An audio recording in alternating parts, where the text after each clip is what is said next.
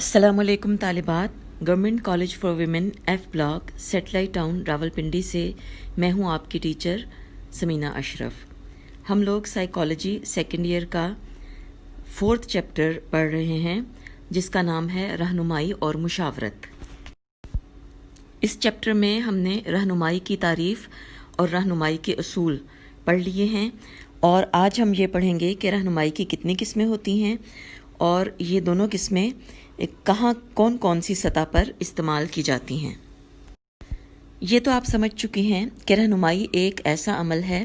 जो एक तरबियत याफ्ता माहिर नफ्सियात परफॉर्म करता है जिसको कि मुशीर कहा जाता है और जिसकी रहनुमाई की जाती है वो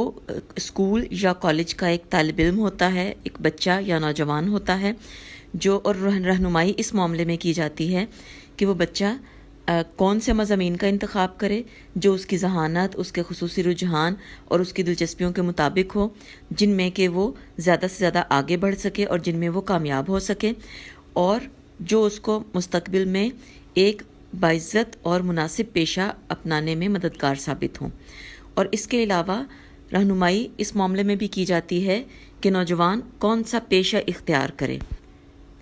तालीम और पेशा दोनों इख्तियार करने में जब एक माहिर एक बच्चे या नौजवान की मदद करता है तो इसमें वो उसकी सलाहियतों को यानी उसकी दिलचस्पियों को,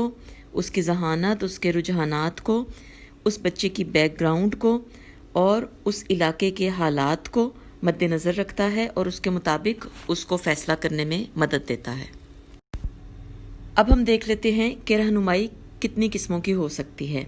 रहनुमाई की 2 किस्में हैं, तालीमी रहनुमाई और पेशा वराना रहनुमाई।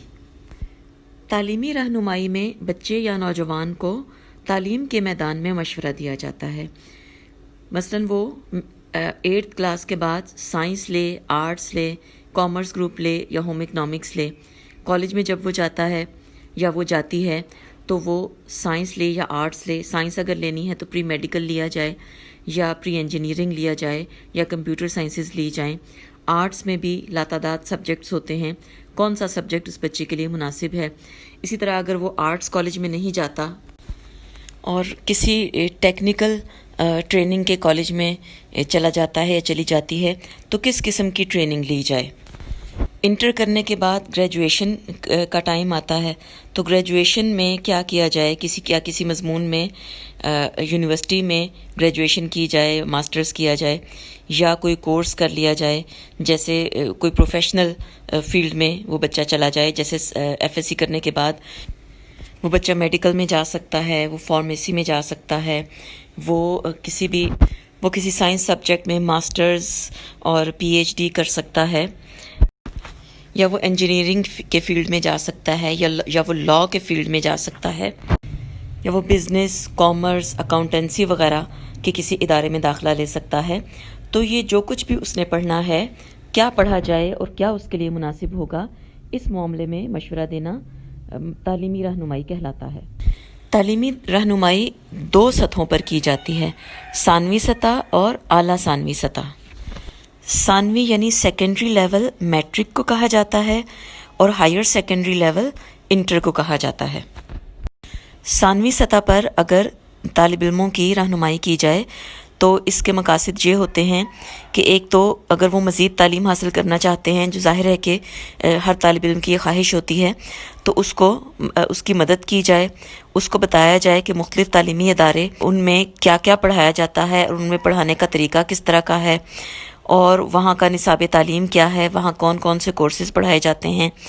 अगर कोई ख़ास इदारा है तो वहाँ दाखिले की शराइत क्या हैं, यानी कितने नंबरों पे दाखिला मिलता है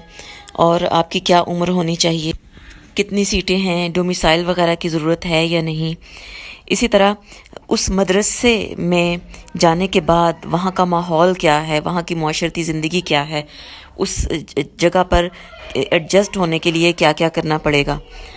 और सबसे अहम ये कि मज़मून कौन से लिए जाएं ताकि उनके मुताबिक बाद में सही पेशा चुना जा सके। यहाँ बुनियादी तौर पर मज़ामीन के चुनाव को अहमियत हासिल है, पेशे के चुनाव को नहीं है, लेकिन मज़ामीन ऐसे लिए जाएंगे कि जिनके हिसाब से بعد میں مناسب پیشہ اختیار کیا جا سکے۔ اس کے بعد ہے اعلیٰ ثانوی سطح پر تعلیمی رہنمائی۔ اعلیٰ ثانوی سطح پر بھی تعلیمی رہنمائی کی جاتی ہے۔ ماہر نفسیات یعنی جن کو ہم مشیر بھی کہہ سکتے ہیں، وہ انٹر لیول پر نوجوانوں کو مشورہ دیتے ہیں، ان کو بتاتے ہیں کہ آپ کون سے مضامین انتخاب کریں اور کون سے تعلیمی میدان کا اپنے لیے انتخاب کریں۔ اس کی وجہ یہ ہوتی ہے کہ اعلیٰ ثانوی سطح پر نصاب بہت حد تک بدل جاتا ہے، وہ ایک ہائر لیول کا ہو جاتا ہے، اس میں مضامین اسکول کی نسبت بالکل بدل جاتے ہیں، اور اکثر اسٹوڈنٹس کی سمجھ میں نہیں آتا کہ وہ کون سے مضامین رکھیں۔ تو اس وقت ان کو یہ سمجھانا کہ آپ اپنی صلاحیتوں کو دیکھ کر اور مواقع کو دیکھ کر آپ کے لیے کون سا مضمون بہتر ہوگا، یہ بہت زیادہ اہمیت رکھتا ہے۔ دوسری خاص بات یہ ہے کہ اس لیول پر نوجوان یہ فیصلہ تقریباً کر چکا ہوتا ہے کہ اس نے کیا پیشہ اختیار کرنا ہے، تو یہاں جو تعلیمی رہنمائی کی جائے گی وہ اس بات کو مد نظر رکھ کر کی جائے گی کہ آگے کون سا پیشہ اختیار کرنا ہے۔ تو طالبات، یہ تو تھی تعلیمی رہنمائی، جس کے بارے میں نے آپ کو بتایا کہ یہ ثانوی سطح اور اعلیٰ ثانوی سطح پر کی جاتی ہے۔ اب آگے آ جاتی ہے پیشہ ورانہ رہنمائی۔ نام سے ظاہر ہے کہ یہ پیشے کے بارے میں رہنمائی ہوتی ہے۔ پیشہ ورانہ رہنمائی بھی دو قسم کی ہوتی ہے، یعنی دو سطحوں پر ہوتی ہے، ثانوی سطح پر اور اعلیٰ ثانوی سطح پر۔ ویسے تو اگر دیکھا جائے تو تعلیمی اور پیشہ ورانہ رہنمائی یہ دونوں اکٹھی ہی دی جاتی ہیں، دونوں ثانوی اور اعلیٰ ثانوی سطح پر دی جاتی ہیں، اور دونوں کو ایک دوسرے سے علیحدہ نہیں کیا جا سکتا۔ یعنی جب تعلیمی رہنمائی کی جا رہی ہوتی ہے تو ساتھ ساتھ پیشہ ورانہ رہنمائی بھی کی جاتی ہے، اور اسی طرح یا دوسرے الفاظ میں پیشہ ورانہ رہنمائی تعلیمی رہنمائی کے بغیر نہیں ہو سکتی۔ لیکن سمجھنے کی نیت سے ہم ان دونوں کو علیحدہ پڑھ رہے ہیں، لیکن ظاہر ہے کہ یہ ان دونوں کا جو پروسیس ہے وہ اکٹھے ہی کیا جاتا ہے۔ تو سب سے پہلے دیکھ لیتے ہیں کہ ثانوی مدارس کی سطح پر پیشہ ورانہ رہنمائی کی ضرورت کیوں ہوتی ہے۔ اس وقت ظاہر ہے کہ بچہ چھوٹا ہوتا ہے، میٹرک لیول پر اگرچہ ابھی فوراً تو وہ پیشہ اختیار نہیں کرے گا، لیکن اس کو ابھی سے یہ بتانا بہت ضروری ہوتا ہے کہ تم کون کون سا پیشہ اختیار کر سکتے ہو اور تمہیں اپنے مستقبل کے بارے میں کیا پلاننگ کرنی چاہیے۔ ثانوی سطح پر پیشہ ورانہ رہنمائی اس لیے کی جاتی ہے کہ طالب علم اپنی پیشہ ورانہ دلچسپیوں کو سمجھ سکیں۔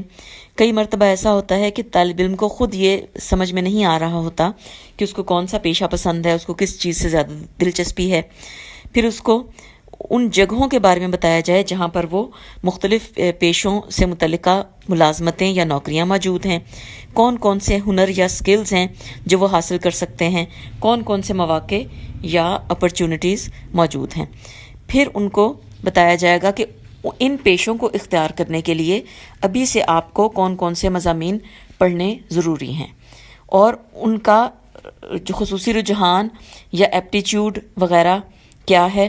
تاکہ اس کو مد نظر رکھ کر اپنے لیے آئندہ پیشے کے بارے میں سوچیں۔ اس کے بعد دوسری سطح ہے اعلیٰ ثانوی سطح یعنی انٹر لیول۔ یہاں پر تو پیشہ ورانہ رہنمائی کی اور زیادہ ضرورت ہوگی، کیونکہ یہاں پر نوجوان تھوڑا بڑا ہو چکا ہے اور وہ جو لازمی مضامین یا ابتدائی تعلیم اس کی تقریباً مکمل ہو چکی ہے۔ اب اس نے خاص طور پر اپنے لیے پیشے کے بارے میں سوچنا ہے، تو اب کالج کی سطح پر وہ آ چکا ہے، تو یہاں اس کی رہنمائی اس لیے کی جائے گی کہ وہ جو بھی تعلیم حاصل کریں وہ اس پیشے کو مد نظر رکھ کر کریں جو وہ انہوں نے آئندہ اختیار کرنا ہے، اور وہ ان پیشوں کے بارے میں معلومات حاصل کریں جو وہ آگے مستقبل میں اختیار کر سکتے ہیں، کہاں کہاں ان پیشوں کے بارے میں نوکریاں موجود ہیں، کتنی تعداد میں نوکریاں موجود ہیں، مختلف ادارے کون سے ہیں جہاں پر وہ کام کر سکتے ہیں، ملک کے اندر ملک سے باہر مختلف پیشوں کا کتنا سکوپ ہے، کس پیشے میں نوکری کرنے کی زیادہ گنجائش ہے، اور کون سا پیشہ ایسا ہے کہ جس میں نوکری کی بجائے اپنا کام کرنا زیادہ مناسب ہوگا۔ یہ اور اس طرح کی دوسری باتیں جو کہ آئندہ پیشے کے بارے میں ہوتی ہیں، وہ تمام کی تمام نوجوان کو اعلیٰ ثانوی سطح پر بتائی جاتی ہیں، تاکہ وہ اپنے مستقبل کے لیے بہتر فیصلہ کر سکے اور اس کا مستقبل محفوظ ہو سکے اور وہ معاشرے کا ایک کارآمد شہری بن سکے۔ تو طالبات، آج کے سبق میں ہم نے دیکھا کہ ثانوی اور اعلیٰ ثانوی دونوں سطحوں پر دو قسم کی رہنمائی کی جاتی ہے، تعلیمی رہنمائی اور پیشہ ورانہ رہنمائی۔